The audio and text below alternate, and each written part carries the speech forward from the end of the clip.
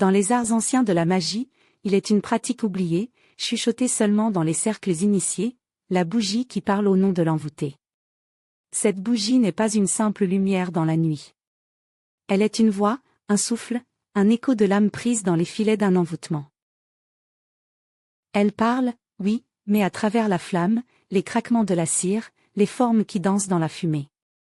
Lorsqu'un être est enchaîné par des forces invisibles, que ce soit par un sortilège, une emprise psychique ou un attachement karmique, cette bougie devient son messager silencieux. La bougie est préparée dans le secret, souvent enduite d'huile spécifique, comme le benjoin, la myrrhe ou la lavande noire, et chargée du nom complet de l'envoûté, parfois même d'une goutte de son sang ou d'un objet lui appartenant. On la place dans un cercle de sel, face à un miroir, ou à la croisée de deux chemins, selon l'intention.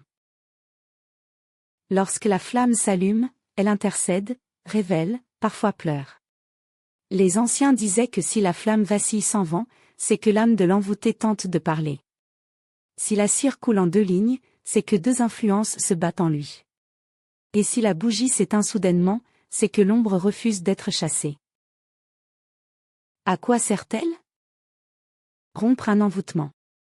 Dévoiler l'origine d'un mal-être occulte. Donner voix à une âme entravée ou silencieuse. Appeler un esprit protecteur ou guide au secours du lié. La bougie qui parle n'est pas à prendre à la légère. Elle ne ment pas, mais elle exige écoute, respect et discernement. Elle n'appartient ni à la lumière ni aux ténèbres, mais au voile entre les deux, là où tout peut être entendu, si l'on sait lire le feu.